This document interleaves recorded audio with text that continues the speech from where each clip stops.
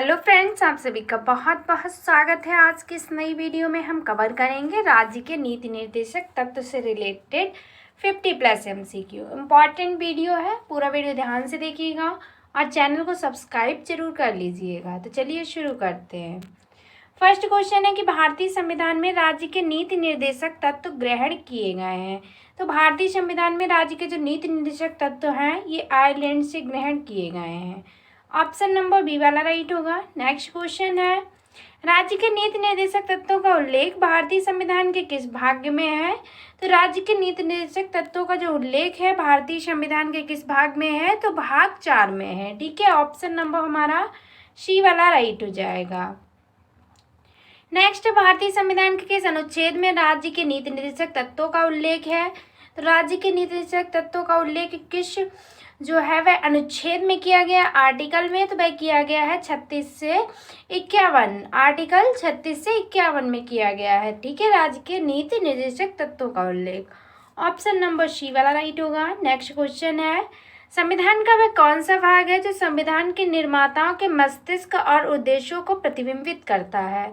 तो वह भाग कौन सा है? वह भाग है राज्य के नीति निर्देशक तत्व। ठीक है, ये बात याद रखिएगा। ऑप्शन नंबर सी वाला राइट हो जाएगा। नेक्स्ट क्वेश्चन है, राज्य के नीति निर्देशक तत्वों में निम्नलिखित में से किन किन प्रकार के सिद्धांत अंतर्निहित हैं?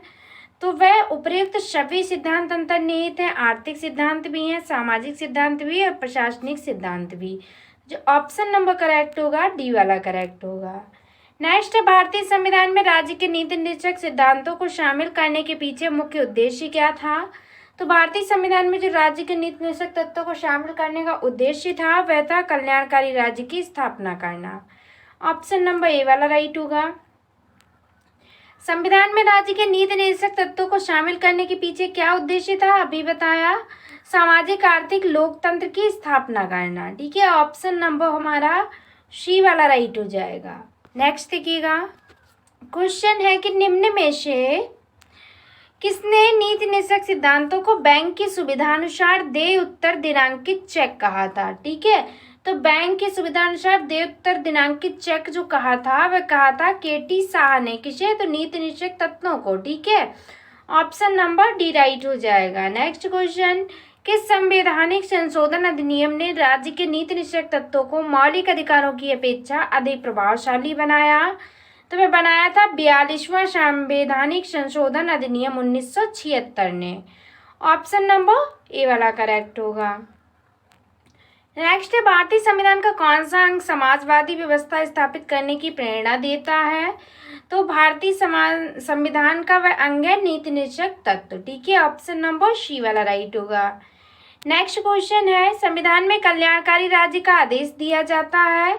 तो ये नीति निर्देशक तत्वों में दिया जाता है कल्याणकारी राज्य का आदेश। ऑप्शन नंबर सी राइट होगा। नेक्स्ट क्वेश्चन, नीति निर्देशक सिद्धांत है, तो नीति निर्देशक सिद्धांत जो है ये वाद योग्य नहीं है। ठीक है, ऑप्शन नंबर बी करेक्ट होगा। नेक्स्ट क्वेश्चन है कि नीति निर्देशक तत्वों का क्रियान्वयन निम्नलिखित में से किस पर निर्भर करता है? तो नीति निर्देशक तत्वों का जो क्रियान्वयन है ये सरकार के पास उपलब्ध संसाधनों पर जो है वह निर्भर करता है। ऑप्शन नंबर डी वाला राइट हो जाएगा। नेक्स्ट है कि मूल अधिकार और राज्य के नीति निर्देशक तत्वों में क्या अंतर है? तो इन दोनों में मूल अधिकार जो है ये वाद योग्य है, जबकि जो राज्य के नीति निर्देशक तत्व हैं ये वाद योग्य नहीं है। तो ऑप्शन नंबर सी वाला राइट होगा, यही इसका प्रमुख अंतर है। नेक्स्ट है, मौलिक अधिकार एवं राज्य के नीति निर्देशक तत्वों के विषय में कौन सा कथन सही है? आपको वह बताना है जो सही है। तो वे एक दूसरे के पूरक हैं, ये बात बिल्कुल सही है। ऑप्शन नंबर ए राइट हो जाएगा। एक कल्याणकारी राज्य के निर्देश आदर्श वर्णित हैं। तो कल्याणकारी राज्य के जो निर्देश और आदर्श हैं वह राज्य के निर्देशक तत्वों में वर्णित हैं। ऑप्शन नंबर ए राइट होगा। नेक्स्ट क्वेश्चन है, नीति निर्देशक तत्वों को कार्यान्वित करने के लिए क्या मूल अधिकारों का हनन हो सकता है? तो फिर नीति निर्देशक तत्वों को कार्यान्वित करने के लिए कुछ नहीं, ठीक है, कुछ का जो है वह हनन हो सकता है, बाकी सभी का हनन नहीं हो सकता। ठीक है, तो याद रखिएगा कुछ का हनन हो सकता है। ऑप्शन नंबर बी वाला राइट होगा। नेक्स्ट क्वेश्चन है, भारत के संविधान में अंतर्राष्ट्रीय सुरक्षा को प्रोत्साहन देना सन्निहित है। तो वह जो है वह राज्य के नीति निर्देशक तत्वों में सन्निहित है। ऑप्शन नंबर बी राइट होगा। नेक्स्ट क्वेश्चन है, समान कार्य के लिए समान वेतन भारत के संविधान में सुनिश्चित किया गया। ये एक कैसा है, तो ये राज्य के नीति निर्देशक सिद्धांत का एक अंग है कि समान कार्य के लिए समान वेतन दिया जाना चाहिए। ठीक है, ये भारत के संविधान में सुनिश्चित किया गया राज्य के नीति निर्देशक सिद्धांत के अंग के तहत। ऑप्शन नंबर डी राइट हो जाएगा। भारतीय संविधान के निम्नलिखित भागों में से किस एक में न्यायपालिका तथा कार्यपालिका के पार्थक्य का प्रावधान है? तो कार्यपालिका और न्यायपालिका का जो पार्थक्य का प्रावधान किया गया है ये भी राज्य के नीति निर्देशक सिद्धांतों में किया गया है। ऑप्शन नंबर सी राइट हो जाएगा। नेक्स्ट है, भारतीय संविधान में राज्य के नीति निर्देशक सिद्धांत को किस कारण से सम्मिलित किया गया है? तो भारतीय संविधान में से कल्याणकारी राज्य की स्थापना करने के लिए जो है वह सम्मिलित किया गया है। ऑप्शन नंबर ए राइट होगा। नेक्स्ट क्वेश्चन है, मूलभूत संविधान में कौन से भाग में राज्य लोक कल्याण की संकल्पना सम्मिलित की गई थी? जो मूलभूत संविधान था उसमें राज्य के नीति निर्देशक तत्व में, ठीक है, कल्याण राज्य के लोक कल्याण की जो संकल्पना थी वह सम्मिलित की गई थी। तो ऑप्शन नंबर डी वाला राइट होगा। नेक्स्ट है, संविधान का कौन सा अंश भारत के नागरिकों को आर्थिक न्याय प्रदान करने का संकेत करता है? तो वे करते हैं राज्य के नीति निर्देशक तत्व। ऑप्शन नंबर ए वाला राइट हो जाएगा। नेक्स्ट है कि निम्नलिखित में से कौन सा राज्य नीति का नीति निर्देशक सिद्धांत नहीं है? तो इसका राइट आंसर होगा ऑप्शन नंबर डी, निजी संपत्ति की संपत्ति। ऑप्शन नंबर डी वाला राइट होगा। नेक्स्ट है कि राज्य के नीति निर्देशक तत्व नहीं है, तो राज्य के नीति निर्देशक तत्व कौन से नहीं है? तो वैज्ञानिक मनोभावों का विकास करना ये राज्य के नीति निर्देशक तत्वों के अंतर्गत नहीं आता है। तो ऑप्शन नंबर हमारा ए वाला राइट हो जाएगा। नेक्स्ट क्वेश्चन है फ्रेंड्स कि राज्य के नीति निर्देशक तत्व में क्या शामिल है जो मूल अधिकार में नहीं है? तो वह है कुटीर उद्योग को प्रोत्साहन देना। ठीक है, ये राज्य के नीति निर्देशक तत्वों में शामिल है लेकिन मूल अधिकार में नहीं है। ऑप्शन नंबर डी वाला राइट होगा। बाकी अस्पृश्यता का उन्मूलन भी है, आने जाने की स्वतंत्रता भी है और धर्म की स्वतंत्रता भी मूल अधिकार में है। नेक्स्ट है, किसी नीति निर्देशक सिद्धांत को प्रिय समाजवादी माना जाता है। क्यों माना जाता है? तो ग्राम पंचायतों की स्थापना के कारण। ऑप्शन नंबर हमारा ए वाला राइट हो जाएगा। नेक्स्ट क्वेश्चन है, निम्नलिखित निर्देशक सिद्धांतों में से वह सिद्धांत कौन सा है जिसे गांधीवादी सिद्धांत कहा जाता है? तो गांधीवादी सिद्धांत कहा जाता है सुशासन के प्रभावी एकलों के रूप में ग्राम पंचायत का संगठन। ऑप्शन नंबर हमारा बी वाला राइट होगा। नेक्स्ट देखिएगा, नीति निर्देशक तत्व का महत्व किसके लिए है? तो नीति निर्देशक तत्वों का महत्व जो है ये राज्य के लिए है। किसके लिए है? तो राज्य के लिए है।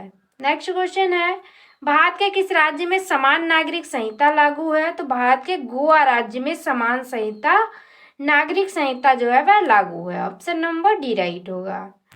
नेक्स्ट है, राज्य के नीति निर्देशक सिद्धांतों के अनुसार किस आयु तक के बच्चों को निःशुल्क एवं अनिवार्य शिक्षा देने की आशा की जाती है? तो ये आशा की जाती है 14 वर्ष के बच्चों को, ठीक है, निःशुल्क और अनिवार्य शिक्षा दी जानी चाहिए। ऑप्शन नंबर ए वाला राइट होगा। नेक्स्ट क्वेश्चन है फ्रेंड्स हमारा कि राज्य के नीति निर्देशक सिद्धांत किस प्रकार मौलिक अधिकारों से भिन्न है?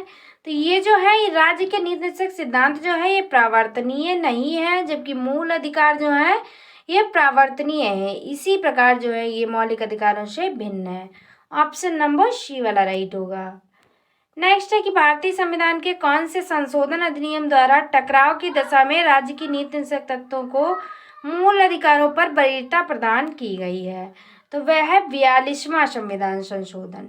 ऑप्शन नंबर बी वाला राइट हो जाएगा। नेक्स्ट देखिएगा, भारतीय संविधान के अंतर्गत कल्याणकारी राज्य की अवधारणा निम्नलिखित में से किस अनुच्छेद में वर्णित है?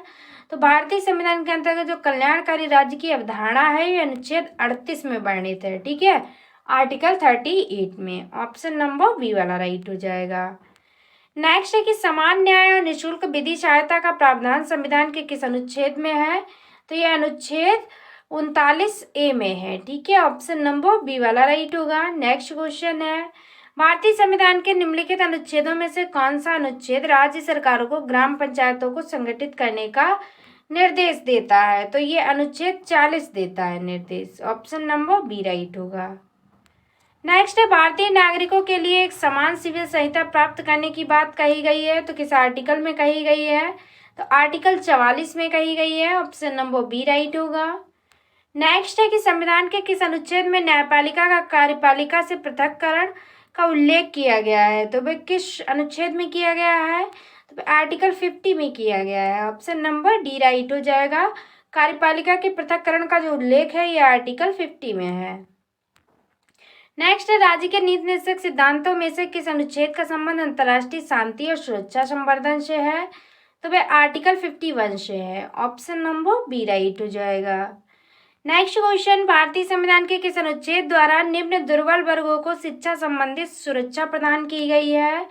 तो वह अनुच्छेद 46 के अंतर्गत प्रदान की गई है। नेक्स्ट देखिएगा, नेक्स्ट क्वेश्चन है काम करने के अधिकार को राज्य के नीति निर्देशक तत्वों में निम्नलिखित में से किस अनुच्छेद के अंतर्गत रखा गया है? तो वह रखा गया है अनुच्छेद 41 के तहत, ठीक है, आर्टिकल 41 के तहत। ऑप्शन नंबर सी राइट होगा। नेक्स्ट है निम्नलिखित में से कौन सा एक राज्य के नीति निर्देशक तत्वों का उद्देश्य नहीं है?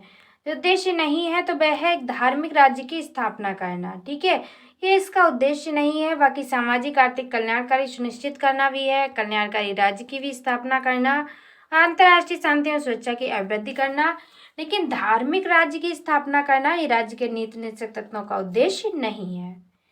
नेक्स्ट देखिएगा, इनमें से कौन राज्य के नीति निर्देशक सिद्धांतों में सम्मिलित नहीं है? तो वह है सूचना का अधिकार, ठीक है, जो सूचना का अधिकार है ये राज्य के नीति निर्देशक सिद्धांतों में सम्मिलित नहीं है। नेक्स्ट है कि निम्नलिखित में से कौन सा एक संविधान के 42वें संशोधन द्वारा नीति निर्देशक तत्वों में नहीं जोड़ा गया था? तो ऑप्शन के अकॉर्डिंग वे कौन सा है जो जोड़ा नहीं गया था 42वें संविधान संशोधन के द्वारा? तो वह था कि सभी नागरिकों के लिए समान आचार संहिता। ये जो है 42वें संविधान संशोधन द्वारा जो है नीति निर्देशक तत्वों में नहीं जोड़ा गया था।